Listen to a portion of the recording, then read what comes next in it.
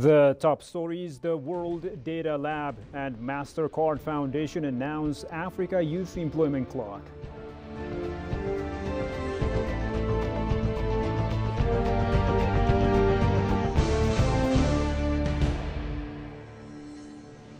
And Ethiopia is said to be on the path of growth following its macroeconomic reform.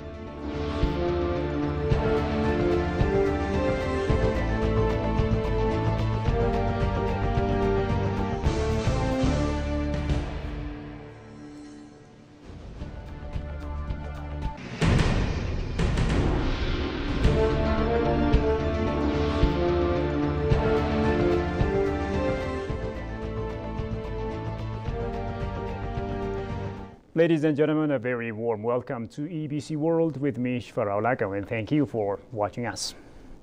Now, Prime Minister Abiy Ahmed has remarked that fruit cultivation being underway through the Green Legacy Initiative efforts is yielding impressive results, demonstrating significant progress.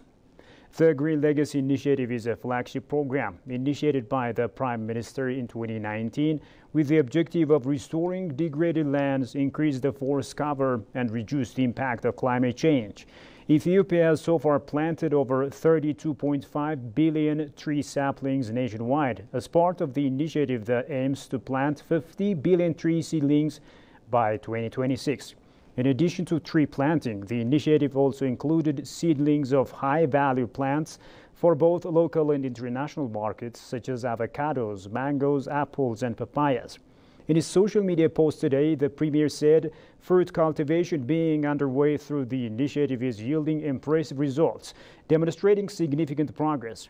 The Premier underlined that to build on this success, it is essential that the country continues to enhance practices, invest in innovative techniques, and engage with the community to further advance the environmental and agricultural objectives.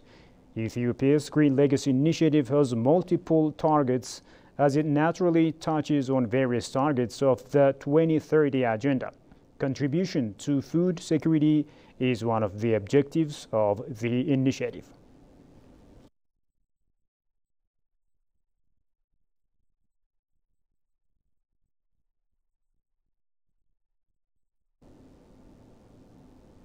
Moving on, the Public Authority of Manpower of Kuwait, PAM, has expressed its readiness to harness all efforts aimed at strengthening cooperation with the Ethiopian Embassy and facilitating the process of recruiting Ethiopian workers to work in Kuwait in light of the benefits and protection granted to them by the Kuwaiti labor law. The authority made the pledge during a meeting between Ethiopian delegation led by Ambassador of the East African nation to the state of Kuwait, Said Mohammed Jibril, and PAM's acting Deputy Director General for Labor Affairs at the authority, Musaid Al-Mutairi. During the meeting, the two dignitaries discussed ways to enhance cooperation between Ethiopia and Kuwait. During the course of their discussion, Al-Mutairi stressed that PAM employees are ready to cooperate with government agencies and diplomatic missions for the development and humanitarian goals of Kuwait. In turn, the Ethiopian ambassador expressed his happiness with the meeting, thanking the officials for their efforts in relation to Ethiopian manpower issues and expressing the constant endeavor to develop relations between the two countries.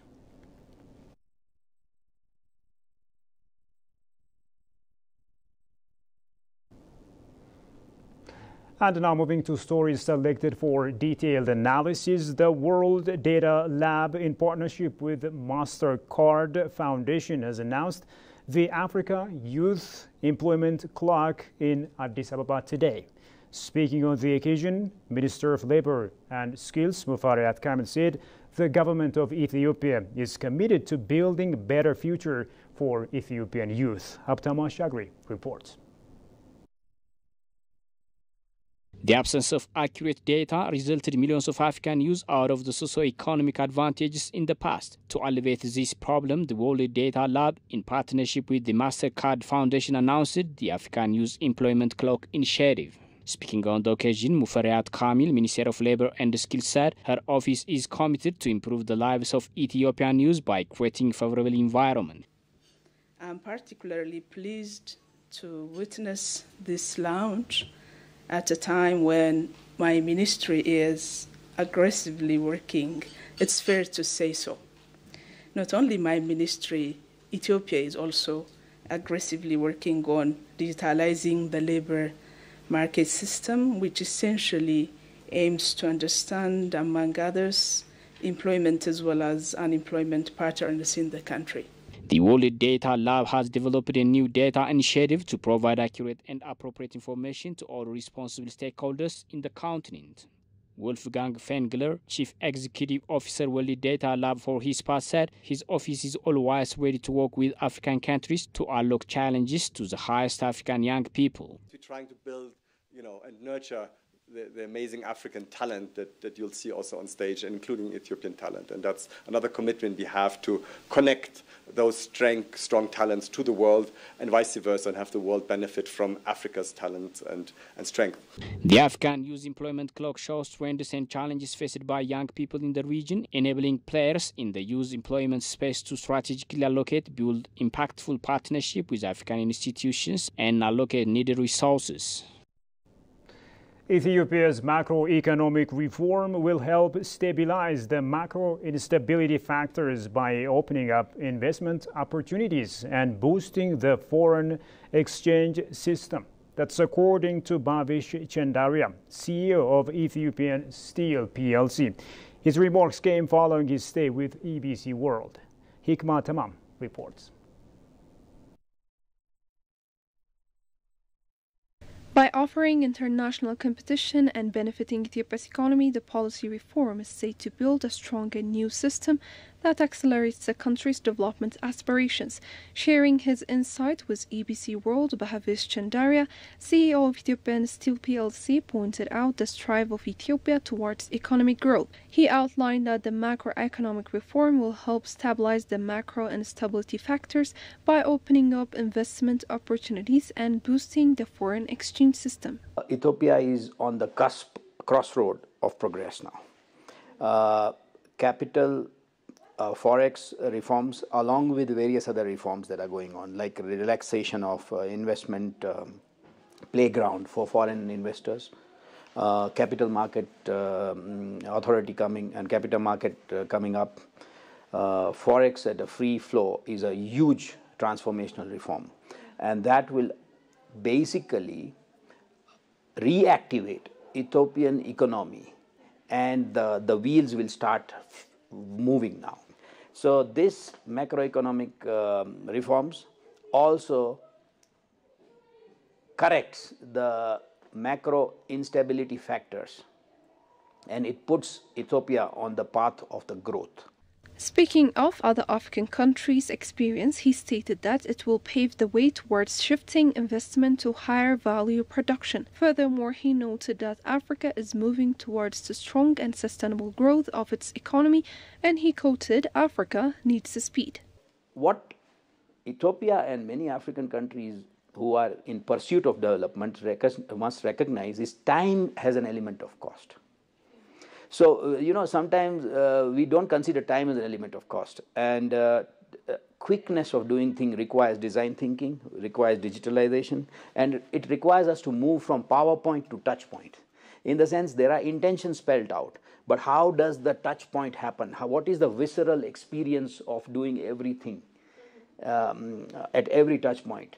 While there are rules, there are also senior people who may be able to who are empowered to deal with the exceptions, to deal with tweaking into the manner that it enables business, it enables speed. I'm a man of speed, and Africa needs speed. Now that the reform is happening, Ethiopian organizations must do things differently, the CEO said, adding that local organizations must pursue a better approach and be customer-oriented. The organizations now need to reinvent themselves and become agile, become customer-centric, deploy blue ocean strategies, deploy design thinking, and I again repeat, from PowerPoint to touch point, how every interaction, every company customer encounter that we have must have customer centricity, good service, speed, agility, respect. So that should come in. Inefficiencies in terms of working capital, inefficiencies in terms of suboptimal capacity utilizations, inefficiency because dealing with government and giving it authorities, the time factor should be shortened, should be reduced drastically because there is a cost attached to it. Bhavesh Chandaria advises that Ethiopia's routes reform should ease the flow of foreign investors, accelerate digitalization, and improve its competitiveness. The Ministry of Planning and Development announces that the Green Legacy Initiative has brought tangible results to Ethiopia's forest cover.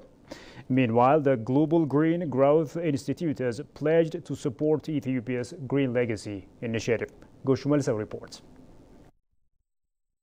Ethiopia is spearheading Africa's green revolution to build a climate-resilient economy by 2025. This effort focuses on renewable energy and sustainable agriculture, transforming environmental challenges into growth opportunities. A panel discussion organized by the Ministry of Planning and Development was held on the Green Legacy Initiative and its impact on climate change since its inception in Ethiopia. Addressing the high-level panel discussion, Minister of Planning and Development Fitsum Asaf underscored the Green Legacy Initiative has shown tangible results.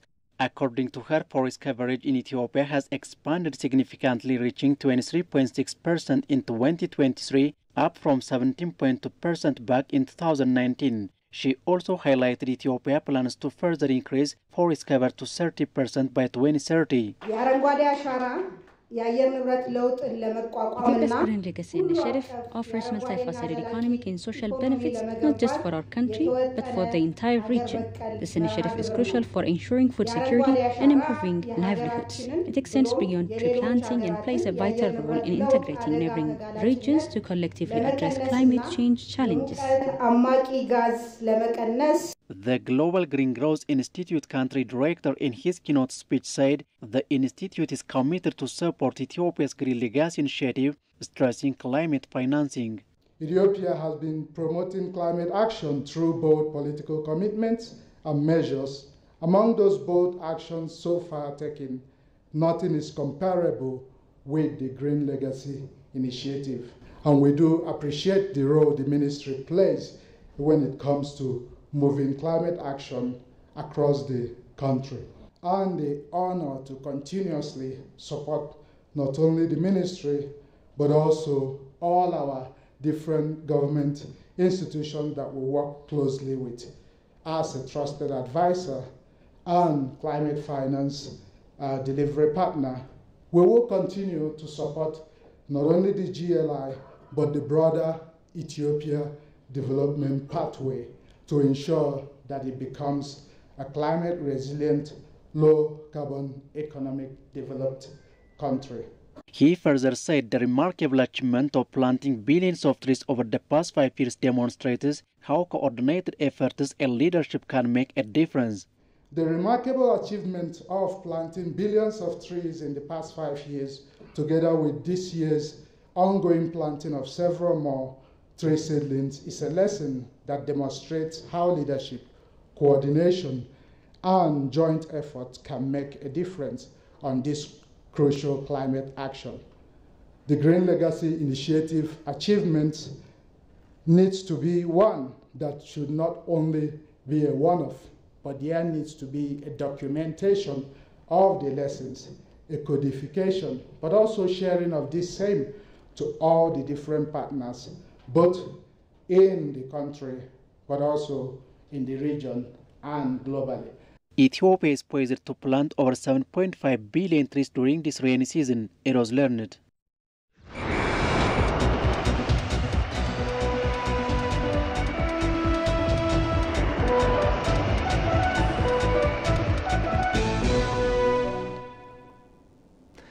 And finally, in sports, a delegation of Ethiopia's Olympic team that participated at the 33rd Paris Olympic Games has arrived in Addis Ababa this morning. The team has received a warm welcome upon arrival at the Addis Ababa Bole International Airport by Minister of Culture and Sports Shawit Shanka, State Minister Ambassador Mesfin Charanet, leaders of the Ethiopian Olympic Committee, the Ethiopian Athletes Federation, and other distinguished guests. During the occasion, Minister of Culture and Sports, Shawit Shankar, extended a warm welcome, offering them her congratulations. She praised the athletes for elevating the Ethiopian flag on the global stage, acknowledging their hard work and contribution to enhancing the nation's image. Some 39 athletes have participated at the Paris Olympics game representing Ethiopia. Ethiopia finished 47th in the overall standings, securing a total of 4 medals, 1 gold and 3 silver. It also achieved a notable 9th place in the athletics medal table. A recognition and award ceremony has been held for the delegation at the National Palace this afternoon.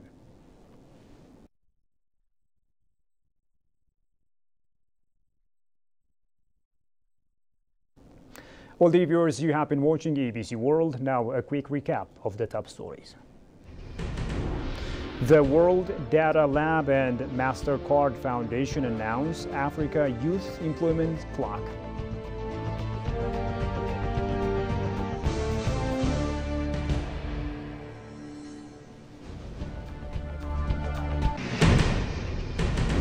And Ethiopia is said to be on the path of growth following its macroeconomic reform.